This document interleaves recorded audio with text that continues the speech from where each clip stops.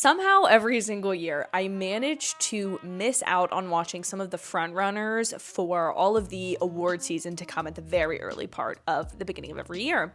And so last year I kind of started a tradition where I will watch in the first week of the year kind of some of the favorites from the year before, almost now that they've sort of been selected for awards, now that there's been kind of public reception to them, also now that some of them are actually released, because if you look at some of the Golden Globes nominees for this year, a lot of them were released December 25th or after. In fact, the Robbie Williams Better Man movie is not getting a wide release until January 10th, which will be 5 days after the Golden Globes. With 3 days left to go before the Golden Globes, I figured this was the perfect time to do a little bit of prep and a little bit of research. Set some goals for myself I think are going to be accomplishable. We'll see what I actually get to them. My goal is to watch one of the additional dramas. I've seen Dune Part 2. That's the only one I've seen. And I think I should have access to at least watching A Complete Unknown. So that might be the one that I target. Then from the musical comedy, I have seen two. I've seen Challengers, which can we have a conversation about why that's in this category? But whatever. And then I have seen Wicked, obviously. For this one, I'm thinking of targeting Emilia Perez because I got a box for that. And this year, I also really want to prioritize watching the movies I get FYC boxes for. And also Selena Gomez is getting a lot of praise for her work in this film. And so I'm excited to watch that. And I also really, really want to watch Anora. And I have a box that was so kindly sent to me by Neon that includes that film. So those are ones that I know, again, I'm trying to focus on ones I have access to first and then go from there. Then animation. This was a category that used to be so important to me, and this year I completely missed out on, with the exception of Inside Out 2. I still have yet to see Moana 2. Although I haven't heard great things about it. Flow is my number one priority for this one right now, but I would also really like to get to The Wild Robot, if possible. And then last but not least, the comedy specials. I have not heard really anyone talk about all of these. I know comedy specials have been a really big push from Netflix in the last couple of years. And the one that I think probably will win, if I had to guess right now, gut reaction, would be the Adam Sandler one, because it's directed by Josh Safdie, the director of Uncut Gems. And so I just feel like the Golden Globe voting body would want that. So I think that might be the one that I target. Again, when I'm focusing on these animation and comedy special ones, they're like barely an hour and a half. So I feel like I can get those done. But obviously, if I have time to watch a movie, I'm probably going to prioritize that over a comedy special, because why not? Anyway, so that's what our focus is. One drama, one musical comedy category, one animation, and one comedy special. Would I love to get into some of the TV shows? Yes.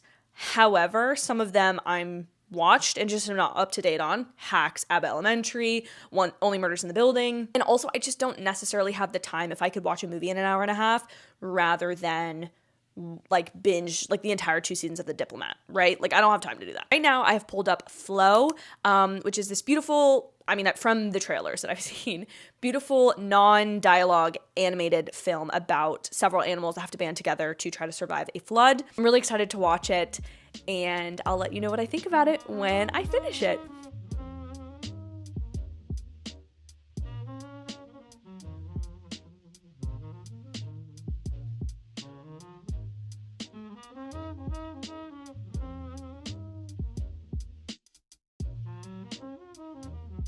Morning, everyone. It is officially the next day. It's January 3rd. I finished Flow last night. I kind of had to break it up because I was starting it at lunch and then I needed to go back to work. But oh my goodness, that was a film. And I feel like I can't put the emphasis in like a letterbox review, but like this is the kind of film that you really feel more than you're like, oh, like this is what it's about. Like you very much can't really reduce it down, because I think there's something about the dialoguelessness and the expressiveness in the animation that allows you to, your own brain is coming up with like what these animals, like, quote unquote, would be conversing and saying anyway, and or like what their relationship is. It's so incredible that you can have animals that are not, like they don't display emotion in the same way that humans do.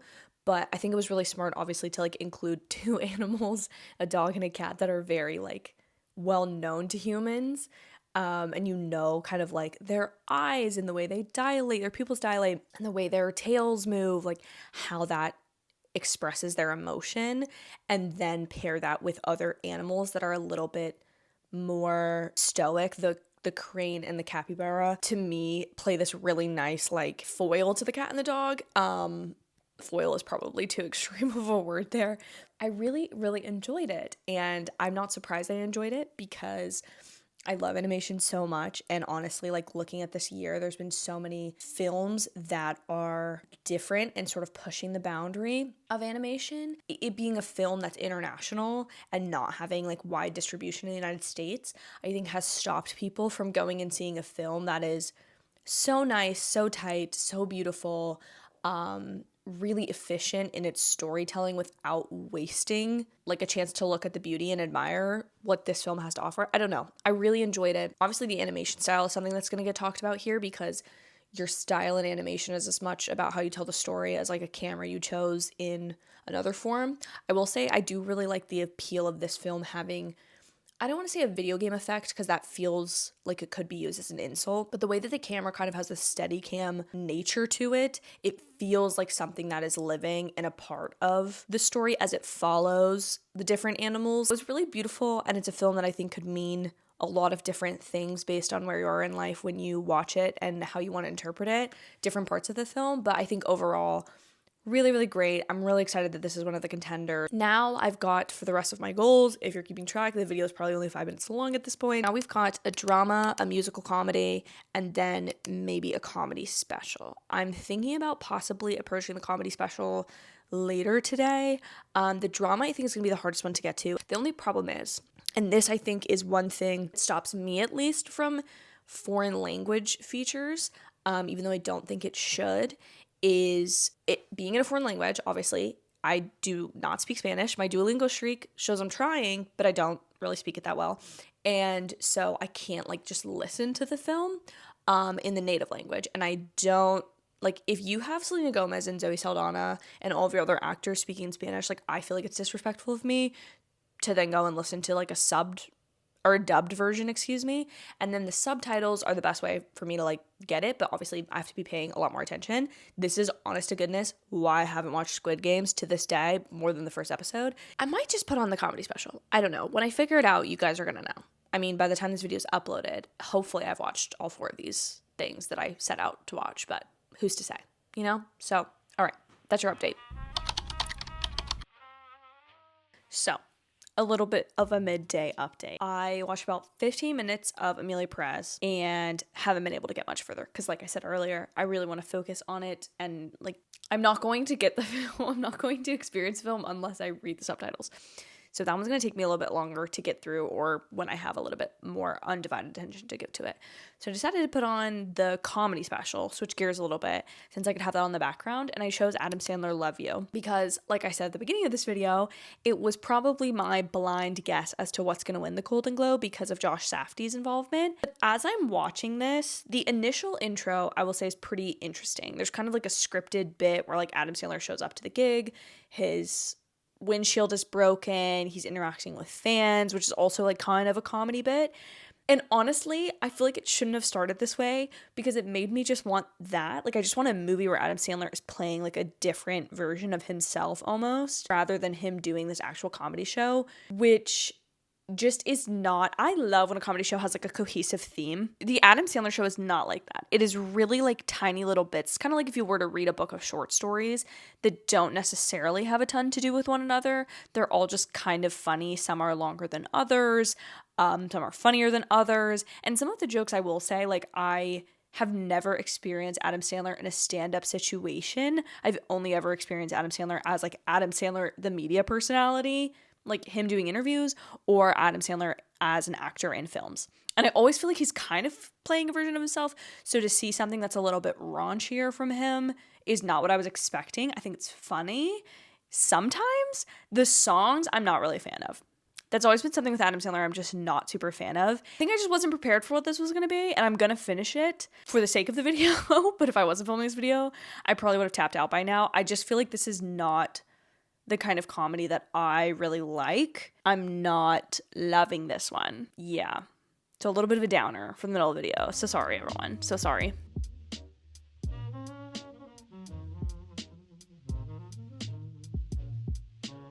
Okay, I finished it and I have some thoughts. I still stand by what I said at my like halfway point check-in, and that I still think the kind of bookends of this are the most interesting parts and, in my opinion, like the funniest. Maybe it's because they're more meaningful. I think like the pivotal moment of this, in terms of like how disjointed this kind of feels, is towards the end, where we have a song with an Elvis impersonator, and then they call back to the bit about the screen's not working, now they're finally fixed, just in time for Adam Sandler to do one final song, which is also like where I feel like he kind of bears his heart, which is kind of what the bookends I feel like are meant to do, is like Adam Sandler is this like, he's not egotistical about his humor. Overall, I just feel like the special doesn't hit for me, and I feel like it's disappointing because I would like Adam Sandler, the person, or the way that he presents himself, to be, and I can feel his like deep love for comedy. Like the end bit about his like song about comedy really does make it feel like he just appreciates and loves all kinds of comedy.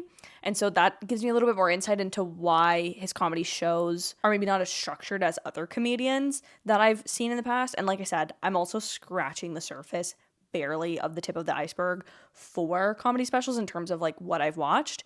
So I don't know. I think overall, I didn't love this for a lot of reasons, the comedy being the main one, but I didn't walk away from it being like, oh, Adam Sandler's not funny. I feel like this was just a thing that exists. Adam Sandler, love you. Not a fave.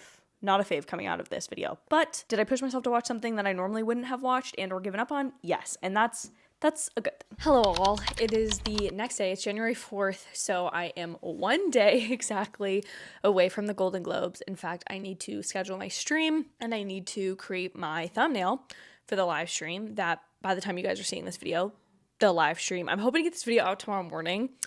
Do I know that that will happen? I don't. Finished a couple hours ago. Emilia Perez. But I feel like I need to like spill my thoughts on it because I actually can't stop thinking about this one. These three women, incredible performances. I feel like this film is one that's going to stick with me for quite some time.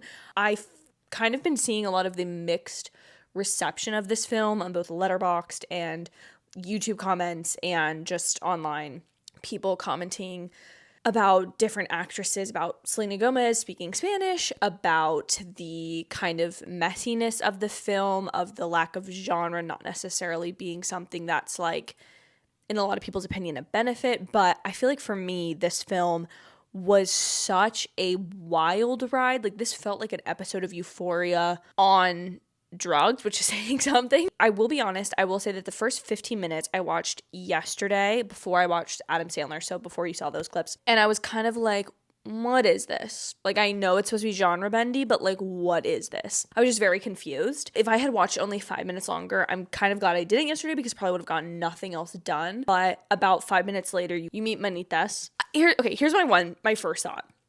If you know nothing about this movie, please skip this portion if you do plan to watch it, because I do think it's a really unique film. How do I want to put this without using cliche words?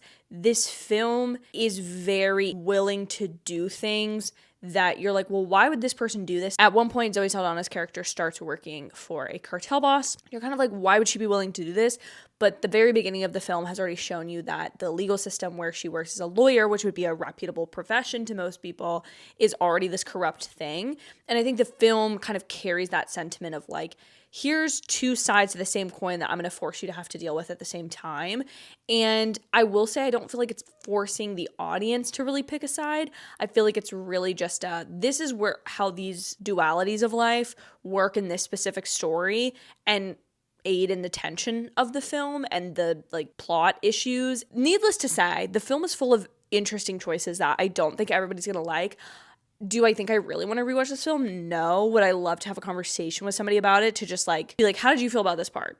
How did you feel about this? What did you think was going to happen? Like, I just think it's weird because it's a film that like, even though I'm like, okay, I probably really won't watch that again, I was really compelled by the performances and by the characters and kind of the duality of like Zoe Saldana's character wants to be a just person and make the world a better place, but she also really wants money, and those two things in the world that she lives in are not necessarily going to go together. Selena Gomez's character, I thought she was great in the film. Also, I'm just going to say this, obviously I am not a native Spanish speaker. She's so good as an actress. I will say, If Selena Gomez was not in this movie, this would not have been my pick for this category. There were already more in this category that I wanted to watch than in the drama category. And I rewatched Wicked last night, so I guess that counts for this video. I get why this one is here because of musical. My movie taste and my movie breadth of knowledge for the year of 2024 in reflection is better because of it. And so I'm very glad that that happened. Yes, so I am going to go work on my thumbnail and start to edit this video that you're currently watching. But those are my thoughts on Emilia Perez. I think overall, it really had me hooked. Like, I will say that. Once I got to that 20-minute mark, I was sad because it was the things that you're hit with. And I think the 2 songs that are nominated, I really do hope one of them wins because I do think they're both so great and are very relevant and important for the characters and kind of the takeaway of the movie, the themes of corruption and independence and just womanhood. So I think that's really interesting. And I'm excited to hopefully see this garner something because I really do feel like it deserves something. I don't think it's going to win this category, but we'll see. Especially because Challengers is there, which it shouldn't be. But, I don't know. I guess it has an original song, so that must garner it as a musical. I'm so confused by this category. But that's what I would bet is Challengers is going to win. If not, it's going to be Wicked, I think, or The Substance. I don't think the other ones really stand a chance. Again, these are my predictions. You can see me react live to them possibly after watching this. Okay, I'm done now. Actually, I'm done. Hey guys, so it is the morning of the Golden Globes. It's January 5th. Happy Golden Globes Day, everyone. I am ready to upload this video, and I'm just going to be so honest. I did not get to the drama title, but I did end up watching the comedy musical, the animated, and the comedy stand-up special. I feel like I really enjoyed this format of video, so I hope you guys did too, because I feel like it allowed me to watch at least 3 new movies that I maybe wouldn't have watched if I didn't see them on this awards list or have kind of the inherent deadline of an award show. So I'm hoping to redo this potentially for the SAG Awards, but definitely for the Oscars once we have those nominations come out on January 17th. So stay tuned and subscribe if you want to see those videos when they come out. And be sure to go find my stream on the channel. By the time you're watching this, I could potentially be live. So I'd love to see you in that live stream and talk about some of these films more in depth. Thank you guys so much for watching. I hope you have an absolutely amazing day or night whenever you're getting to watch this, and I'll see you in my next video or in the stream later today. Bye, y'all.